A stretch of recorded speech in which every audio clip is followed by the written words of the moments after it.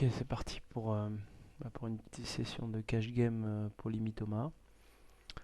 Donc voilà, je suis sur une table PokerStar. Blend 10 centimes, 25 centimes. Donc une table sur candidat, une table à 6 places, hein. Avec des joueurs, à part celui-ci, qui ont des tapis à peu près équivalents au mien.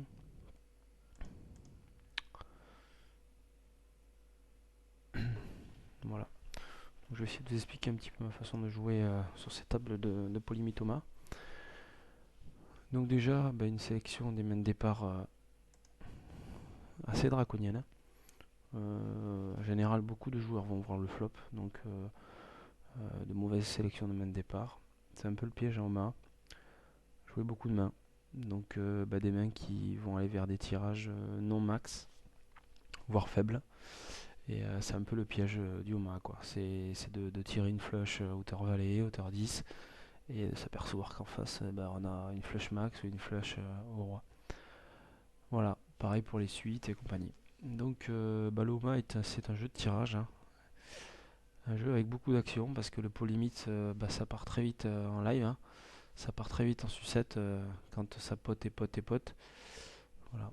Donc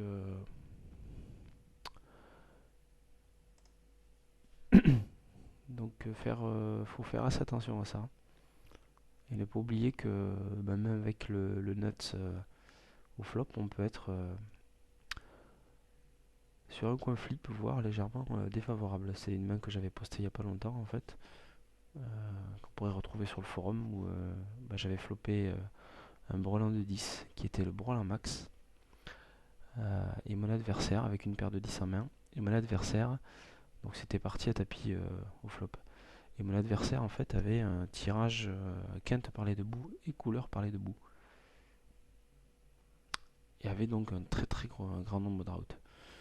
Donc ici par exemple, beaucoup de limpers. Je vais coller en position au bouton avec cette main qui est pas foncièrement mauvaise, hein. Euh, Bicolore, hauteur dame, hauteur roi pour les trèfles avec valet dame roi. Pour une quinte possible, pourquoi pas. Ça ne me coûte que 25 centimes pour l'instant. Et je suis en position. Pareil, la position en main, c'est assez important, hein. Donc bonne nouvelle pour mon flop, hein, j'ai un tirage max à trèfle avec la présence de l'as de trèfle ici. Pas grand chose d'autre à part le tirage max. Donc pas de mauvaise main en fait, hein. Ça me dérangerait pas que le pot grossisse un petit peu. Donc ici une mise du pot de Pushin Luke avec 23 dollars de tapis qui mise 1,45 $. Je vais coller en espérant avoir un call d'un des trois autres joueurs derrière et en position. Donc je peux tirer un trèfle pour le jeu max ou voilà. Donc c'est ce qui fait de la turn, hein. Donc en espérant que mon adversaire tire une flush en dessous, ça serait pas mal.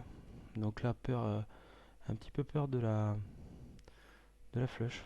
Donc on va jouer. On sait jamais si on est face à un brelan. On va quand même relancer. Même si je représente la flush, je peux très bien être collé par une flush en dessous de la mienne, quoi. Et si mon adversaire a un brelan, bon, voilà. Bon, dans ce cas-là, j'ai le jeu max, hein. Donc pour moi, aucune hésitation, c'est tapis direct. Certainement un brelan en face, voire une flush en dessous de la mienne. Bon, ça n'a pas doublé, donc j'ai le jeu max, voilà. Flush hauteur dame pour mon adversaire. Donc déjà, dès le début de partie, on s'aperçoit de ce que je vous disais, hein. Donc l'exemple est frappant. Voilà.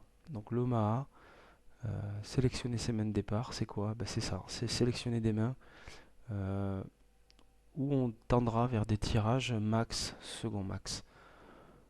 Tout ce qui est en dessous, après, c'est source à perte d'argent. Voilà, c'est-à-dire que je vais sélectionner mes mains avec des mains bicolores, comme celle-là. C'est une main bicolore où je tirais hauteur roi, hauteur dame. Euh, je vais sélectionner des mains où je tirerai sur des suites hautes. Donc là, par exemple, j'avais un as, un roi, un valet. Donc pour tirer une suite haute, Une belle main, par exemple, c'est 10 valets dame roi, des mains comme ça. Par contre, une main comme 3, 4, 5, 6 est déjà moins bonne. On a un fort potentiel de tirage suite, mais qui sera souvent dominé. On tirera souvent la suite en dessous. Donc voilà, plus important, sélectionner ses mains de départ, je répète, et tirer quasiment vers le jeu max. Voilà. Vous avez vu, hein, ça part très très vite, hein. Ça pote, ça repote et ça part à tapis. Et voilà. On engloutit une cave très rapidement. Bon, ici c'est bien passé pour moi parce que j'ai doublé, hein. Mais bon, voilà quoi. Illustration. Surtout à cette limite-là. Euh, Beaucoup de joueurs qui viennent du hold'em.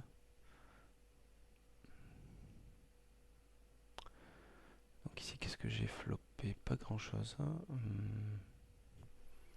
On va checker beaucoup de joueurs dans le coup. Donc beaucoup de joueurs qui viennent du hold'em en fait, qui découvrent un peu le Omaha, qui savent pas très bien jouer au Omaha.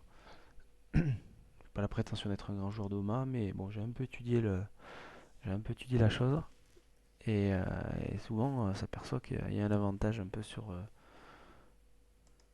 certains joueurs qui viennent du hold'em et qui prennent un peu ça que le hold'em. Donc, une flèche hauteur dame, pour eux, c'est un monstre, quoi. Voilà. Donc, attention au piège. Un deuxième piège aussi du Omaha, toujours dans ses limites, hein, c'est pareil, hein, j'ai fait des tentatives sur des limites un peu plus hautes. Là, je vais coller aussi en petite blende avec une main qui est pas qui est pas énorme, mais bon, 15 à rajouter, c'est pas mal pour aller voir un flop. Et roi dame 10 peut éventuellement tirer vers un jeu max. Donc s'il n'y a pas grand chose. Ouais, donc sur des limites un peu plus hautes, hein, je suis monté jusqu'en 1-2 pour limite Omaha. On commence à trouver des joueurs un peu plus intéressants. Enfin, intéressants qui connaissent le jeu. Et dans ces limites-là, on aura beaucoup de calling station, beaucoup de limp, voilà, des joueurs assez passifs dans l'ensemble. Et souvent des joueurs qui ne miseront qu'avec du jeu, quoi.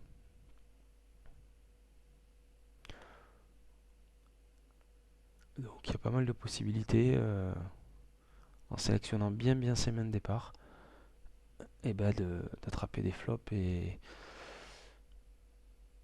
je vais coller avec cette main là aussi au bouton aussi, avec une paire de 9 qui est assez intéressante, le 9-10 de trèfle ici. Donc une main bicolore, hauteur 9, mais plus intéressant par rapport au 9 et 10 au sujet de connector et à la paire de 9 en position.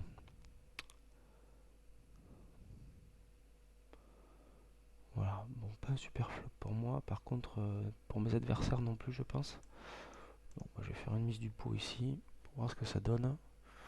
Encore pas mal de possibilités de gagner le coup, voire peut-être de le gagner tout de suite. Voilà. Donc l'importance de la position aussi en bas. Je pense que c'est même encore plus important qu'en hold'em. Donc ce que je voulais dire juste avant de jouer le coup précédent, c'est un peu le gros, les grosses fautes qu'on voit, c'est souvent la façon de jouer les paires d'as, les paires de rois. Beaucoup de joueurs jouent les paires d'as, les paires de rois et relancent préflop avec paires d'as, paires de rois. Je préfère voir que 7, 8, 9, 10 bicolore et relancer pot que voir 2 as et relancer pot. C'est une main qui a plus de potentiel qu'une main contenant 2 as. Une main contenant 2 as, à part toucher un brelan ou un carré ou un full, il n'y a pas beaucoup de possibilités. Une main bicolore comme 8, 9, 10 valet, il y a des très grosses possibilités de quinte, plus les possibilités de couleur. Donc souvent le piège c'est ça, c'est que il y a beaucoup de gens qui ont tendance à jouer les deux as et les deux rois comme les deux as et les deux rois en hold'em. Et en Omaha, je vous rappelle, c'est un jeu de tirage. Donc une fois le flop sorti, donc 71% du coup qui est fait, euh, déjà peut-être que nos as ne valent plus rien du tout, quoi. Voilà. Et on voit beaucoup de joueurs qui se marient avec leurs mains, qui vont jusqu'au bout voilà, avec leurs as, leurs rois. Sachant que vous le remarquerez peut-être dans les prochains coups, mais c'est très rare de gagner un Omaha avec une paire ou deux paires. C'est souvent de la suite, du prolang ou des choses comme ça.